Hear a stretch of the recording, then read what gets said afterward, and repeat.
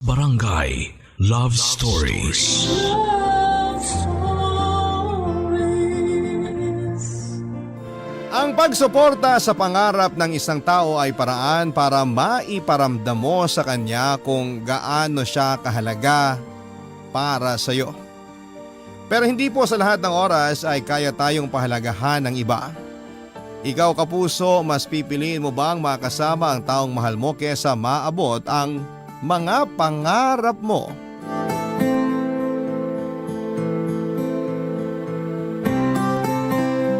Dear Papa Dudut, magandang araw po sa inyo at sa mga loyal kabarangay na nakikinig ngayon. Itago nyo na lamang po ko sa pangalang Shira. 27 years old at may-ari ng isang restaurant dito sa Pasig. Papa Dudut, kapag mahal mo raw ang isang tao ay sosuportahan mo ang bagay na nagpapasaya sa kanya. Ipaparamdam mo sa kanya na palagi kang nasa tabi niya sa oras na iwan na siya ng iba. At ikaw ang kukuhaan niya ng lakas para mas lalo siyang magpatuloy sa gusto niyang gawin sa buhay niya. Ayun nga lang, dahil nasanay na sila na palagi tayong nakasuporta, nawawala naman sila ng dahilan para tayo ang pahalagahan nila. Papa Dudut, sumulat po ako sa inyo para ikwento ang nakakatuwa at medyo nakakainis na parte ng buhay ko. Sisimulan ko itong kwento sa relasyon namin noon ng boyfriend kong si Carl. Sa high school nag-start na maging kami, kaya naman halos kilalang kilala na namin ang isa't isa. Lalo na kung tungkol sa mga pangarap namin. Sa pagitan naming dalawa, mas mataas talaga ang pangarap ni Carl. Matagal niya na kasing gustong maging artista, pero hindi yon sinusuportahan ng mga magulang niya. Wala raw kasing pera pag pumasok sa showbiz, kaya sinunod niya ang gusto ng parents niya na kumuha ng kursong business management. Nang makatapos siya sa pag-aaral at makapagtrabaho sa isang malaking kumpanya, doon siya nag-decide na balikan muli ang bagay na gusto niyang gawin sa buhay niya. Ang pasukin ng buhay pag-aartista. Siyempre, todo support naman ako sa kanya, Papa Dudut. May theater background kasi si Carl, kaya naman kaya niya talagang umarte. Kinonta ko noon ang mga kakilala kong nagtatrabaho sa TV production. Sinasamahan ko rin si Carl sa mga pinupuntahan niyang audition at hinihintay kong matapos yon. Kahit nasa labas lamang ako ng building o kaya ay nasa malapit na fast food chain. Gusto ko kasing maramdaman niya na kahit na hindi pa siya sikat ay meron na kagad siyang fan sa katauhan ko, Papa Dudut.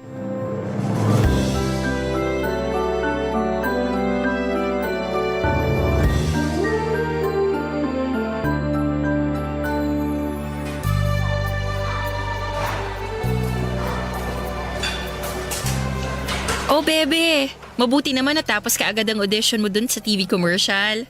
Oo nga eh. Ang daming pinagawa sa amin, saka ang dami rin naming nag-audition kanina. Nakita ko nga yung pila ng mga mag-audition. Ang haba. Kaya akala ko matagal ka pa ron. Napa-order na tuloy ako ng burger saka soft drinks. Kain tayo bebe. Sige lang, busog pa ako. Kumusta pala yung audition mo? Okay naman. Anong ibig mong sabihin na okay naman? Nakuha ka ba o hindi? Ay, Naku, mukhang alam ko na ang ibig sabihin ng buntong hininga mo na yan. Huwag kang mag-alala, bebe. May iba pa naman akong alam na audition para sa TV commercial na pwede nating puntahan. Yung isang kaibigan ko nag-text kanina. May pa-audition daw sila para sa shampoo commercial. Puntahan natin yun bukas. hindi na pwede, bebe. Bakit naman? Ayaw mo na ba? Pagod ka na ba? Sabi ko naman sa'yo, huwag tayong susuko, di ba? Matatanggap ka rin at magkakaroon ka ng TV commercial. Kaya puntahan na natin bukas yung sinasabi kong audition. Hindi na nga pwede. Eh bakit nga? Kasi natanggap ako sa audition kanina. Bukas na yung shooting namin para sa instant coffee commercial na gagawin nila. Hala, hindi nga. Totoo ba yung sinasabi mo, Carl? Hindi mo ako gina-joke time? Bakit naman kita i-joke time?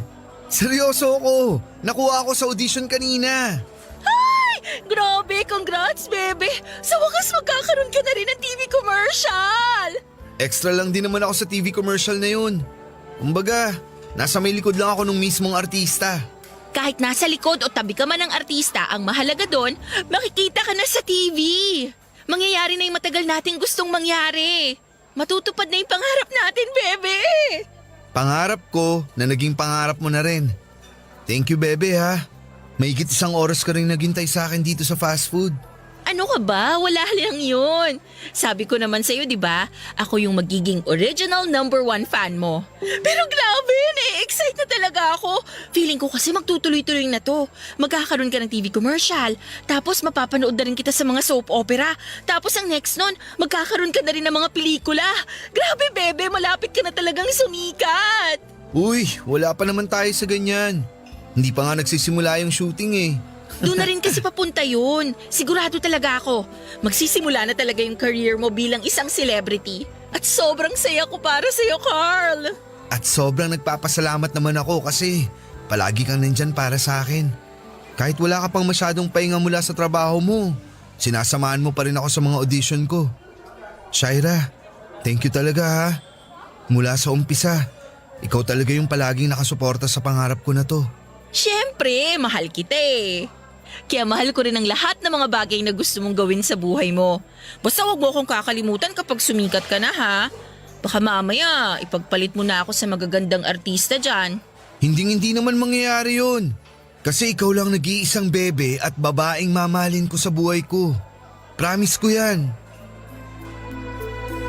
Papa Dudut, alam ko kung gaano kahirap pumasok sa mundo ng showbiz lalo na kung wala ka namang koneksyon. Buti sana kung may kamag-anak si Carl na sikat na artista na pwede siyang matulungan sa pangarap niya pero wala naman. Kaya naman para hindi siya panghinaan ng loob ay ako ang palaging nakasuporta sa kanya. Nagtatrabaho pa ako noon bilang manager sa isang restaurant at kahit galing sa trabaho, sinasamahan ko pa rin siya sa mga lakad niya.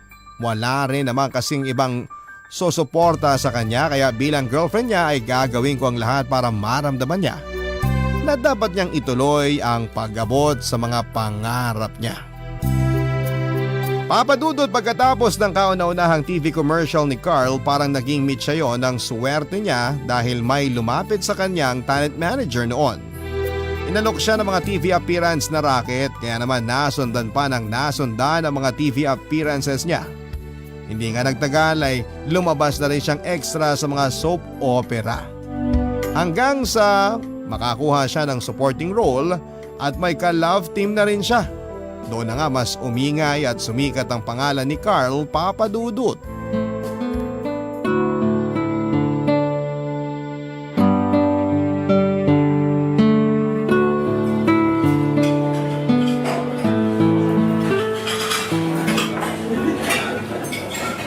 Bebe, sorry ngayon lang ako. Ayos lang, bebe. Akala ko nga hindi ka na makakarating dito sa date natin kasi hindi ka nagre-reply sa mga text ko. Na-deadbat din kasi ang cellphone ko. Pasensya na talaga. Okay nga lang yun. Ang mahalaga naman, nandito ka na. Nag-order na nga pala ako ng pagkain. Umorder ako ng fried chicken, pansit, chop suey at saka fried rice. Baka dali na rin dito yun mamaya. Ang sabi ko nga kapag hindi ka dumating, ipapa-take out ko na lang kasi hindi ko rin naman mauubos yung mga yon. Grabe, nakakaiya sa'yo. May 1 oras ka nang naghihintay sa akin dito. Late rin kasi natapos yung shoot namin. Sanay na naman akong naghihintay sa'yo. May gusto ka pa bang idagdag sa mga in-order ko? Wala na, okay na mga yun. Sakto nga kasi gutom na rin ako. Hindi na ako kumain pagkatapos ng shoot namin kasi may date tayo ngayon. Naks naman, talagang pinili mo pa akong makasama kaysa yung mga sikat na artista doon? Siyempre, minsan na nga lang tayo makapag-date ng ganito. Kaya susulitin ko na to. Hindi ko na papalampasin to. Bebe, kumusta na nga pala yung plano mo na pagbubukas ng restaurant? Okay naman kasi mukhang maganda talaga yung napili kong pwesto. Okay na rin yung mga papeles para doon. Kaya baka sa susunod na buwan magbukas na yung restaurant ko. Grabe, nakaka-proud ka naman talaga, bebe. Excited na ako sa restaurant mo na yun. Alam ko kasi na matagal mo nang gusto yun. At ngayon lang talaga ako nagkaroon ng lakas ng loob. Thank you sa pagbibigay sa akin ng lakas ng loob na ituloy to, bebe ha. Sabi ko naman kasi sa'yo, kaya mo yan. Nakakakaba lang talaga kasi pera at effort ang magiging puhunan mo. Pero sigurado ako na magiging successful ang lahat ng plano mo. Thank you, bebe. Basta huwag kang mawawala sa opening ng restaurant ko, ha? Siyempre naman, hindi ako pwedeng mawala sa espesyal na araw na yon. Excited na talaga ako na kinakabahan. Ako rin, bebe. Pero mas nararamdaman ko yung saya ngayon kasi pareho na nating naaabot yung matagal na nating mga pangarap. Sinunod ko lang din talaga yung sinabi mo na hindi ko bibitawan ang pangarap ko kagaya ng ginawa mo sa pangarap mo. Thank you sa suporta na pinaramdam mo sa akin. Bumabawi lang din ako sa'yo. Kasi sa ating dalawa, ikaw ang mas nagparamdam ng suporta sa pangarap ko. Excuse me. Kayo yung artista na si Carl, di ba? Oo, ako nga. OMG! Sabi na nga ba tama ako eh. Bakit pala hindi nyo kasama yung ka-love team nyo na si Vanna? May ibang lakad kasi siya ngayon eh. Oh, ganun ba? Eh sino po yung kasama nyo? Girlfriend nyo? Ha? Oh, naku, hindi niya ako girlfriend. Pinsan niya ako. Di ba, Carl? Magpinsan tayo? Oo, pinsan ko nga siya. Talaga po? Kala ko may girlfriend na kayo eh. Sabi na nga po ba't hindi kayo yung nasa blind item na may tinatagong girlfriend? Miss, okay lang ba nakunan mo kami ng picture ni Carl? Oo naman. Siyempre. Thank you! Etong cellphone ko. Okay. Miss, lapit ka pa kay Insan. Dikit ka pa ng konti. O eto ha, kukunan ko na kayo. 1, 2, 3. Papadudot mula nang magkaroon ng ka-love team si Carl sa isang soap opera ay mas sumikat pa siya. Si Catherine kasi yung artistang babae na kapareha niya at eto talaga ang nagdadala sa love team nila. Nang magsimulang sumikat ang love team ni na Carl at Vanna, ako ang nag-decide na ilugar ang sarili ko sa showbiz career ni Carl. Kinausap din kasi ako ng talent manager niya at sinabi niya na kapag nalaman ng mga tao na may girlfriend na siya ay pwedeng makaapekto yon sa pagsikat ni Carl. Kaya naman pumayag ako na makilala ng ibang tao na pinsan lamang ni Carl. Nung una papadudot ay hindi sang-ayon si Carl na ipakilala niya ako sa iba bilang pinsan niya. Ayaw niya raw kasi na maramdaman ko na tinatago niya o kinakahiya niya ako sa pakikipagrelasyon niya sa akin. Pero ako na rin talaga nag-adjust para sa kanya. Sinabi ko na ayos lang sa akin ang ideya ng talent manager niya. May tiwala naman ako kay Carl at naniniwala ako na ako lang ang mahal niya at pinangahawakan ko rin ang pangako niya na hindi niya sisirain ang tiwala ko sa kanya. Nang panahon na yon, papadudot. Ang mga kwento ng pag-ibig, kwento ng buhay at kwento ng pag-asa. Nasa Spotify na, Barangay Love Stories. Pakinggan kahit kailan, kahit saan. Barangay Love Stories sa Spotify. Kinig na, kabarangay! Papadudot ng matapos ang unang soap opera kung saan ay kasama si Carl ay kaagad yung nasundan ng isa pa. Kasama niya ulit doon ang ka-love team niya na si Vanna. Bukod sa soap opera na yon ay nagkaroon din sila ng TV commercials. At aaminin ko na may mga oras talaga na pinagseselosan ko na rin po si Vanna. Dumagdag pa na nakakaramdam ako ng insecurities sa kanya. Maganda kasi talaga si Vanna. Hindi masyadong matangkad, matangos ang ilong at sobrang kinis at puti ng kutis niya. Kilala niya rin akong girlfriend ni Carl at alam niya na pinapakilala ako ni Carl sa ibang tao na pinsan niya. Mabait naman si Vanna, papadudod, kapag nanonood ako ng shooting nila ni Carl ay tumatabi din talaga siya sa akin kapag wala silang ibang ginagawa. Nakikipagkwentuhan siya at nagtatanong ng tungkol sa relasyon namin ni Carl. Kaya naman naging magaan din ang loob ko sa kanya. Ayun nga lang, sa pagsikat nilang dalawa ay nawawala na ng time sa akin ng boyfriend ko, papadudot.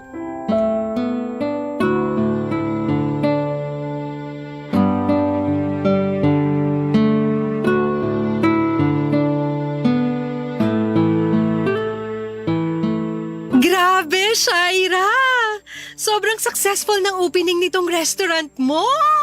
Ang daming tao kanina. Congrats! Thank you, Camille. Bakit naman parang hindi ka masaya? Ang daming customer kanina tapos halos ma-sold out pa lahat ng nasa menu nyo. Masaya naman ako kasi kahit nakita ko na pagod ang staff ko dito sa restaurant kanina, umuwi naman silang masaya. Wala kasing pumalpa kanina eh. Saka lahat ng customer nag-enjoy din talaga. Ayun naman pala. Bakit parang may kulang pa rin dyan sa ngiti mo? Anong ibig mong sabihin? Alam mo, ang dami mong napapansin sa akin, Camille. Para namang hindi ko pa alam kung bakit ka nagkakaganyan, Shaira. Huhulaan ko na lang. Dahil yan kay Carl, no? Kasi hindi siya nakapunta sa opening nitong restaurant mo. Nag-promise kasi siya na hindi siya mawawala sa araw na to. Akala ko nga makakahabol siya bago man lang magsara dito. Pero hindi pa rin siya dumating. Kasi nga may shoot sila para sa movie nila, di ba? Intindihin mo na lang siguro. Yun naman talaga ang ginagawa ko, Camille. Kaya lang, ang hirap pala talagang magkaroon ng celebrity na boyfriend. Ang hirap mag-adjust sa buhay ni Carl ngayon. Ikaw ba naman na girlfriend niya tapos ipapakilala na pinsan? Mahirap talaga yun. Wala akong choice eh. Kailangan kong ilugar ang sarili ko kaysa maapektuhan ang career niya. Hay, ikaw na talaga ang pinakaulirang girlfriend na nakilala ko. Imagine, pumipila pa lang si Carl sa mga audition, todo support ka na sa kanya. At kahit nahihirapan ka na sa sitwasyon, kumakapit ka pa rin talaga. Mahal ko eh. Kaya bakit ko bibitawan? Ay nako, Shaira, ang swerte talaga ni Carl sa'yo. Sana lang hindi siya magbago. Anyway, tara! Gimik tayo ngayon. I-celebrate natin yung successful opening nitong restaurant mo. Wala ako sa mood. Ikaw na lang. Ano ba yan? Magpapalibre pa naman sana ako. Next time na lang kita ililibre. Ang dami ko pa kasi nga ayusin dito eh. Okay, sige. Uuwi na lang siguro ako. Congrats ulit ha. Thank you, Camille. Ingat ka sa biyahe mo. Ingat ka rin pag-uwi. Message mo ako ha. Bye!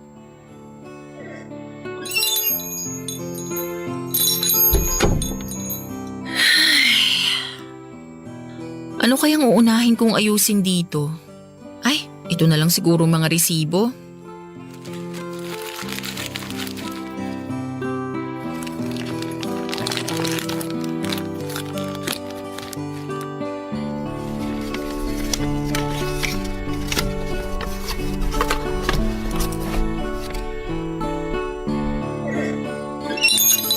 Ay, pasensya na po. Close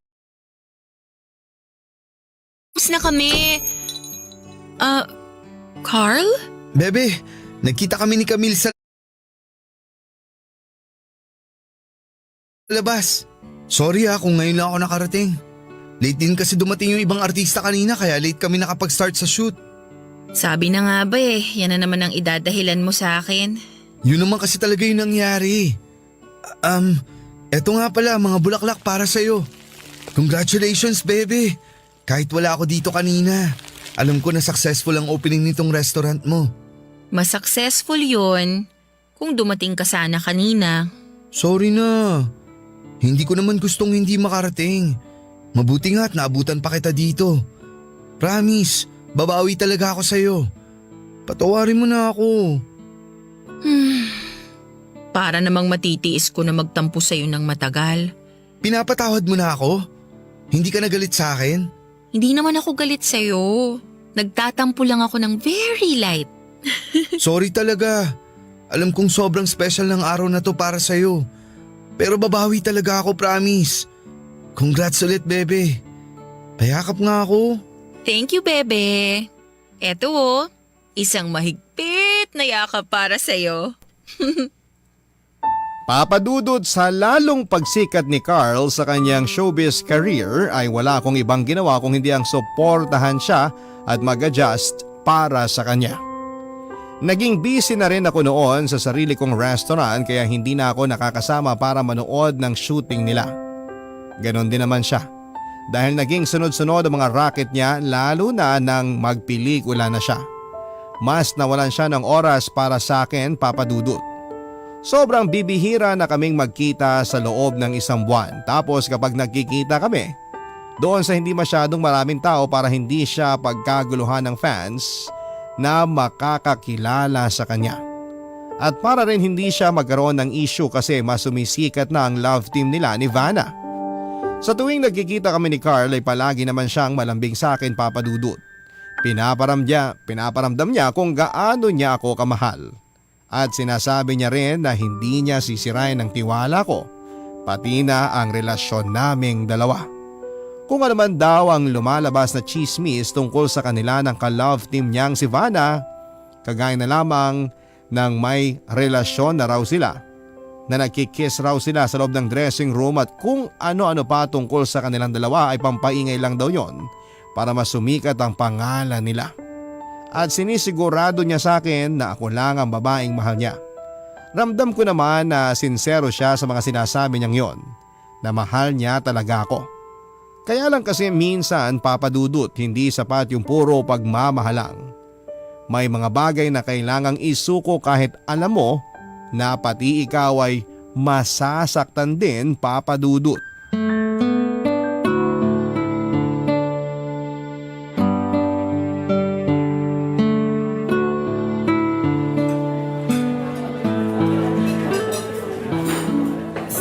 Hi, bebe! Himala, nauna ka yata sa akin ngayon dito sa date natin. Sabi ko naman sa'yo, babawi ako. Upo ka na. Sige. Parang ang dami mong in-order na pagkain ah. Ngayon lang kasi ulit tayo nagkaroon ng time para makapag-date. Kaya gusto ko magpakabusog tayo pareho. Pero 'di ba, nakwento mo na sinabihan ka ng manager mo na kailangan mo raw mag-diet. Kasi professional boxer yung magiging role mo dun sa pelikula na gagawin nyo next month. Sa susunod na buwan pa naman yun. Kahit na, kailangan mo pa rin kontrolin ang pagkain mo. Pwede ko namang idaan sa workout kapag tumaba ako. Saka isang gabi lang naman tayong magpapakabusog. Medyo nauumay na rin kasi ako sa mga pagkain na pang diet na sinasabi ng manager ko.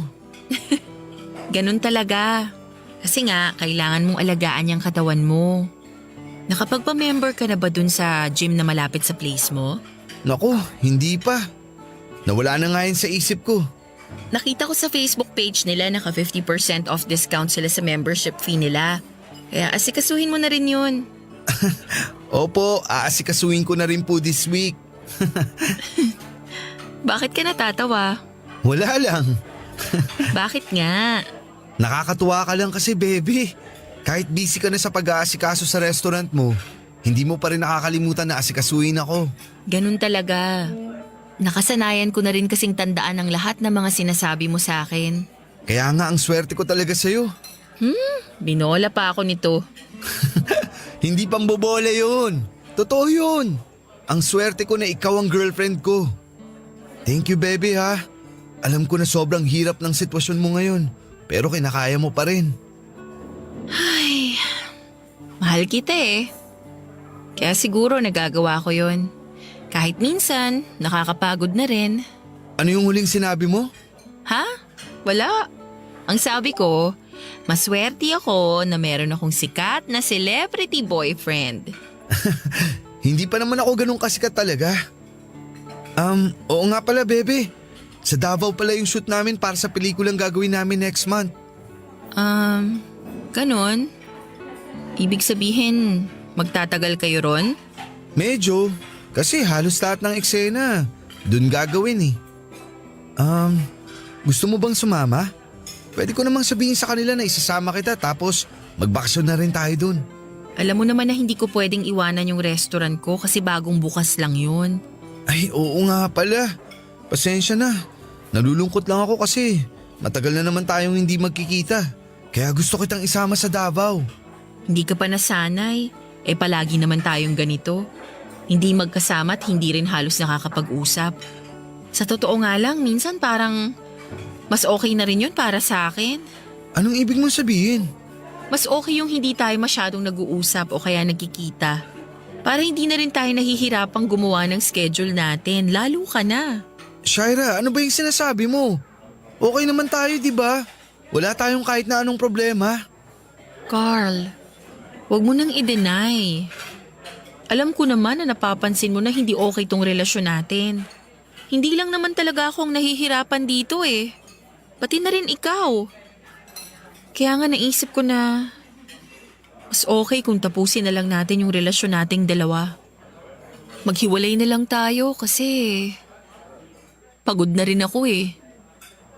Pagod na ako sa relasyong to.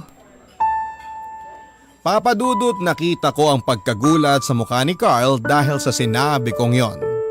Kahit naman ako ay nagulat din sa mga salitang lumabas sa bibig ko. Mahal na mahal ko kasi si Carl at hindi ko na-imagine noon na pwede pang magtapos ang relasyon naming dalawa. Kaya lang iba talaga ang nagagawa ng pagod sa isang tao. Kahit gaano mo siya kamahal, kung pakiramdam mo ay paulit-ulit na lamang ang nangyayari sa inyo, hindi mo na mapipigilan ng sarili mo na bumitaw. Kagaya ng nangyari sa akin, kahit malalim talaga ang pagmamahal ko sa kanya, nagdesisyon akong bitawan siya kasi alam ko na pareho na kaming nahihirapan sa sitwasyon namin. Hindi rin naman kasi talaga madali para sa akin ang sinasabi ko na yon sa kanya, Papa Dudut. Si Carl ang kauna-unahang lalaki na minahal at pinangarap na makasama ko sa habang buhay. Pero kasi ang naisip ko noon ay pwedeng ako ang maging dahilan para hindi magtuloy-tuloy ang pag-abot niya sa mga pangarap niya.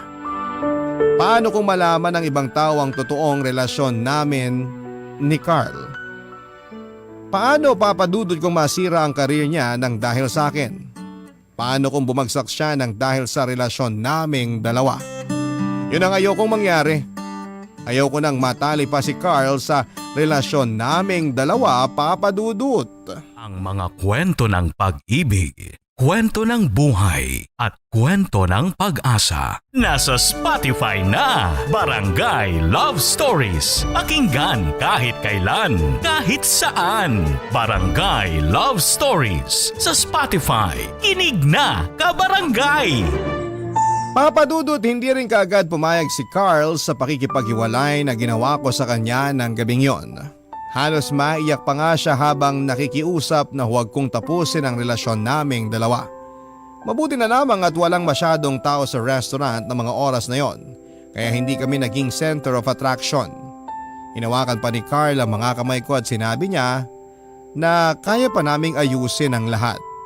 Pinaalala niya sa akin ang mga pangako namin sa isa't isa. Pero hindi na kasi sapat yon para magpatuloy pa kami sa relasyon namin. Hindi na sapat yon para panghawakan pa namin ang aming relasyon. Karamihan kasi sa mga celebrity na may karelasyon na non-showbiz ay nauuwi din sa hiwalayan. Alam ko na doon din kami papunta ni Carl, kaya bakit kailangan pa naming patagalin ang lahat? Pagkatapos ng gabing yon ay sinuyo pa ako muli ni Carl para ayusin ang relasyon namin. Pero nagmatigas ako sa desisyon ko, Papa Dudut. Nasasaktan din naman ako noon at pilit lang na nagpapakatatag. Pero ayoko nang makaapekto pa sa showbiz career niya hanggang sa tuluyan na rin siyang sumuko sa pakikipagbalikan niya sa akin. Nag-focus na lamang siya sa pag-aasikaso ko nag-focus na lamang ako sa pag-aasikaso ng restaurant habang si Carl naman ay mas lalong sumikat sa showbiz career niya. Masyadong akong naapektuhan sa mga nangyari. Masaya ako kapag nakakarinig o nakakapanood ng mga balita tungkol sa kanya. Masaya na malungkot at patuloy na nasasaktan, Papa Dudut.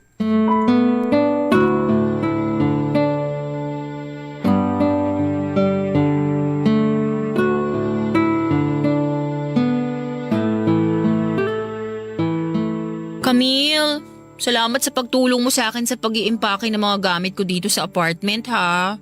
Hindi na ako mahihirapang dalhin ang mga gamit ko sa lilipatan kong bahay. Wala yun. Nag-enjoy din naman ako kasi ang dami mo palang photo album dito na ang laman, mga picture natin nung high school pa tayo. Para tuloy akong bumalik sa high school nung tinitignan ko yung mga pictures natin. Alam mo naman ako, maingat sa mga gamit. Saka dinala ko rin talaga yun dito kasi minsan tinitignan ko yung mga picture na yun kapag wala akong magawa. Napareminis din tuloy ako nang wala sa oras kanina. Ang sarap kasing balikan ng nakaraan. Lalo na yung mga panahon na wala pa tayong ibang pinoproblema, kundi puro assignment at school project lang. At wala ring bills at budget na kailangang isipin. Hirap talaga maging adult, no? Sinabi mo pa, dati kasi pwede sarili lang natin ang isipin natin. Ngayon ang dami na nating responsibility lalo na sa family natin. Ganon talaga, kasi hindi tayo pinanganak na mayaman. Kaya nga eh. Pero ang mahalaga naman doon, masaya tayo sa buhay. Ay, balikan ko nga muna tong inaayos kong mga libro dito. Baka tamarin pa ako mamaya. Shaira, ano palang laman ng kahon na yun? Anong kahon? Ayun o! Teka, kukunin ko. Naku, wala lang yan, Camille. Huwag mo nang pakialaman yan. Ito! Ay! Akin na nga Sandali. yan. Ang OA ha! Kailangan talaga agawin pa sa kamay ko. Sorry. Nagulat kasi ako eh. Akala ko, naitabi ko na to pero naiwan ko pala dyan sa mesa. Ano ba kasing laman ng kahon na yan at parang ingat na ingat ka? Sige na nga, ipapakita ko na to. Eto oh. Ano yung mga lumang papel? Mga love letter lang to na ginawa ni Carl para sa akin noon. Tapos itong bracelet naman, ito yung first couple bracelet namin na niregalo niya nung first anniversary namin. Eh bakit tinatago mo pa? Wala lang. Parang souvenir lang ng relasyon namin. Ganon. Souvenir nga lang ba? O para mabalikan mo masasayang alaala nyo? Walang ganon, Camille. Sus! Sa akin ka pa magde-deny? Eh napaamin nga kita noong nasa high school tayo na kayong dalawa na ni Carl. Dahil alam ko ang itsura mo kapag nagsisinungaling. Kaya aminin mo na. Mahal mo pa siya, no? Hindi naman basta mawawala yun. Siyempre matagal din ang pinagsamahan namin. Kaya malalim yung naging feelings ko para sa kanya. Mahal mo pa pala eh. Bakit kasi hiniwalayan mo? Ni hindi mo man lang binigyan ng chance na makapag-usap kayong dalawa. Ilang beses kaya siyang humingi ng tulong sa akin, kaya lang ang tigas mo eh. Ayoko lang naman maging panggulo pa ako sa karir niya eh. Sino ba kasing may sabi na panggulo ka sa kanya? Wala naman. Naramdaman ko lang. Pareho na rin kasi kaming nahihirapan na mag-adjust sa mga schedule namin. Tapos, natatakot din ako na baka malaman ng fans niya ang tungkol sa aming dalawa. Natatakot ako na baka masira siya ng dahil sa akin. Nasaktan din naman ako sa ginawa kong pakikipaghiwalay sa kanya. Pero hindi naman yun para sa akin eh. Para kay Carl yung ginawa kong yun. Alam mo, sa totoo lang, unfair ang ginawa mo. Si Carl kasi, pilit niyang pinaglaban yung lahat para sa relasyon yung dalawa. Tapos ikaw naman bigla na lang sumuko. Ganun talaga. Hindi sa lahat ng oras, pwede nating ipaglaban yung nararamdaman natin. Kaya sa case namin ni Carl, parang hindi na talaga mag-work. Kasi pwedeng masayang lang lahat ng effort at panahon na inilaan namin doon. Eh paano kung hindi naman masayang? Paano kung mas okay pala na nag-take ka na lang ng risk? Diba, mas okay kung sinubukan mo man lang. Kesa ngayon, ang dami mong what ifs. Hindi naman kailangang masagot ang mga what if na yon. Ang mahalaga, alam ko at nakikita ko na masaya si Carl sa buhay niya ngayon. Kasi sobrang successful ng showbiz career niya. Matagal niya ng pangarap yun. Kaya masaya ako na sa wakas, naaabot niya na talaga yung pangarap niya. Papadudot, sobrang saya ko noon nang sa wakas ay magkaroon ng pelikula si Carl na siya ang bida kasama ang kanyang ka-love team na si Vanna. Naging successful din ang pelikula na yon, lalo na talagang sweet silang dalawa sa isa't isa kapag ini-interview. Siyempre, hindi ako magpapaka-ipokrita ngayon at aaminin ko na sobrang nagsiselos pa rin po ako ng mga oras na yon. Ang iniisip ko na lang talaga ay matagal ng pangarap ni Carl ang sumikat at magkaroon ng sariling pelikula. Kaya kahit na hindi na kami magkarelasyon, ibibigay ko pa rin sa kanya ang buong suporta ko. Ako naman papadudot ay nagpatuloy sa pagfo-focus sa pagmamanage ng restaurant ko. Siyempre para hindi mabigyan ng spasyo ang isipan ko na maalala ang lahat ng tungkol sa amin ni Carl.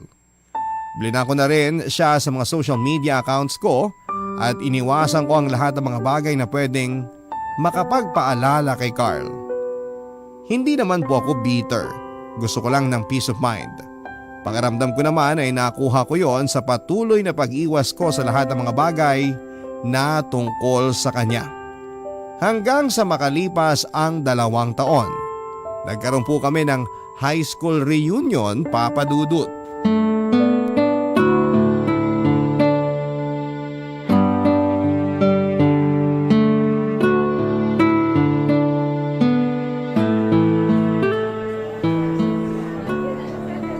Napansin mo ba na halos lahat sa mga kabatchmate natin may mga asawa at mga anak na? Ilan na lang tayo ng mga single pa rin hanggang ngayon. Kung bakit naman kasi ang choosy ko? Napag-iwanan na tuloy ako. Masaya ka naman kahit single ka, di ba? Kaya wala ako nakikitang mali doon. Sabagay, tama ka. Nakakapanibago lang talaga kasi ang kwentuhan ng mga kasama natin dito sa reunion. Puro tungkol sa mga asawa at mga anak nila. Nagkataon lang na nauna silang bumuo ng pamilya. Kanya-kanyang timeline lang yan. Darating din tayo doon. Ang mahalaga ngayon, kontento at masaya tayo sa buhay natin. Ang lalim ng sinabi mo ah. Sira, hindi naman no. Yun naman kasi talaga yung totoo. Sabagay, tama ka. Ay, nagutom tuloy ako bigla sa topic natin. Kukuha lang ako ng salad. May gusto ka bang ipakuha ang pagkain o inumin? Wala naman, busog pa ako. Salamat. Okay, babalik din ako kagad.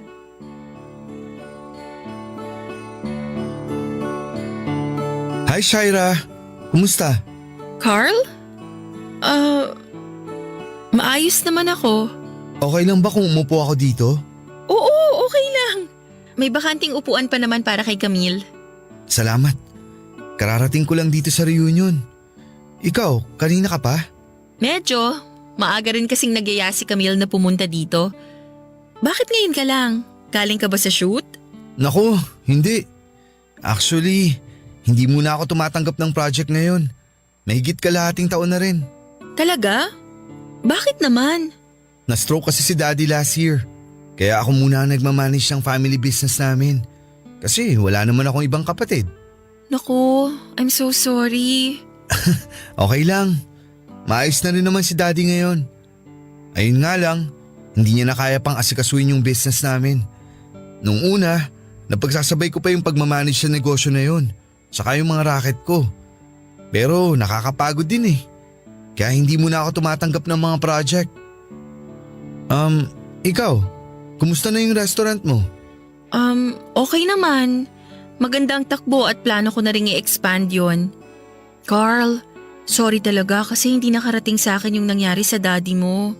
Hindi ko man lang kayo nadalaw sa ospital. Alam ko naman na busy ka rin talaga tsaka nakablock na ako sa Facebook mo. Pero okay lang talaga yun. Naiintindihan ko. Kasi alam ko na gusto mo lang ng peace of mind. Tama ka. Kaya iniiwasan ko rin ang lahat ng bagay na may connection sa'yo. Para hindi ako mahirapan sa tuwing naaalala kita. Teka. Yan ba yung bracelet The na first couple bracelet natin. sinusuot mo pa rin pala yan?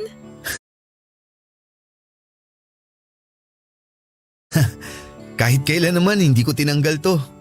Pwera na lang kung maliligo na ako. Alam mo kasi nung tayo pa, sa tuwing sinasamahan mo ako sa pinupuntahan kong audition, nawawala yung kaba ko. Kaya mula nang maghiwalay tayo, hindi ko na hiniwalay itong bracelet sa akin. Para pakiramdam ko, palagi pa rin tayong magkasama. Bakit gusto mo pa rin akong makasama kahit nakipaghiwalay na ako sa'yo noon? Kahit nasaktan kita? Mahal kita eh. Kaya hindi pa rin ako nawawala ng pag-asa na pwede pa tayong magkabalikan. Pero ayoko nang makagulo sa pangarap mo. Hindi dahil sa tinatago mo ang relasyon natin. Ayoko lang talaga na mahirapan ka sa akin o sa ating dalawa. Kahit kailan hindi ka nakagulo sa akin, Shaira. Kasi ikaw ang pangarap ko. Ang pakasalan ka, bumuo ng pamilya at makasama ka sa habang buhay. Yun talaga ang pangarap ko.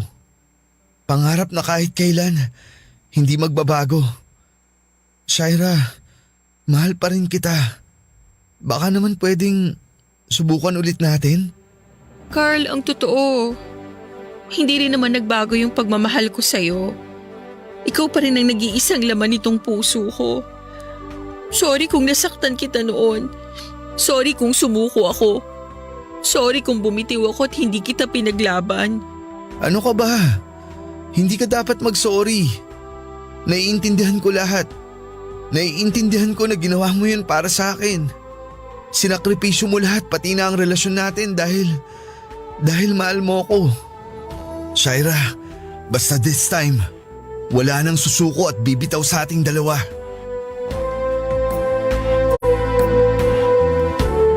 Papadudot ng gabi na yon ay nagkabalikan na kami ni Carl at hindi na ako nagpakipot pa kasi wala na rin dahilan para gawin ko yon. Mahal namin ang isa't isa at iyon ang importante sa lahat kaya tuwang-tuwa si Camille nang maabutan niya kaming magka-holding hands ni Carl. Pero mas natuwa siya nang malaman niya na pagkatapos ng halos 2 taon ay muli na naming inayos ang relasyon naming dalawa. Alam niya raw kasi na sa bandang huli ay magiging kami rin daw muli ni Carl. Papadudot, nagdesisyon na rin si Carl na bitawan na ang showbiz career niya. Noong una, kinukumbinsi ko pa siya na balikan yon kasi alam ko na yun talaga ang passion niya. Pero okay na raw siya sa na-experience niya na spotlight sa buhay showbiz. Masaya na raw siya sa minsang kasikatan na naranasan niya noon. At gusto niya ring bumawi sa mga magulang niya sa pamamagitan ng pagmamanage ng negosyo nila at sinusuportahan ko naman siya sa gusto niyang gawin, Papadudot. Pagkalipas ng 2 taon ay nagpakasal na rin po kami ni Carl, Papadudot. Paminsan-minsan may extra pa rin siya sa pelikula o kaya ay sa soap opera pero hindi na siya tumatanggap pa ng mga major role. Masaya na siya sa ganong pa-extra-extra lamang kung saan siya nagsimula. At masaya rin ako na sa kabila ng pagsubok na dumating sa relasyon namin, ako pa rin ang pinili ni Carl na mahalin at makasama sa panghabang buhay. Mas pinili niya ako kesa sa kasikatan niya bilang isang celebrity noon. Alam niyo, Papadudot, na-realize ko na ang misteryoso talaga ng pag-ibig. Lahat ay pwede mong magawa para lamang dito. Kahit pa masaktan mo ang sarili mo ay magagawa mo pa rin para lamang sa taong pinakamamahal mo. Minsan talaga kung sino pa yung nagsasakripisyo para sa pagmamahal, siya rin yung nagiging masaya sa bandang huli. Kasi nagawa ko mang isakripisyo ang relasyon namin ni Carl para sa pangarap niya.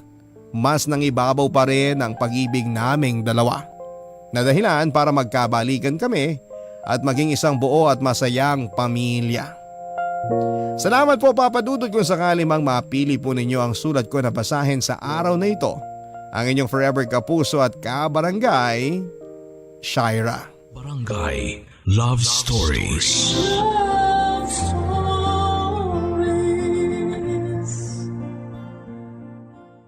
Barangay LS 97.1. 97.1. Number 1. Forever.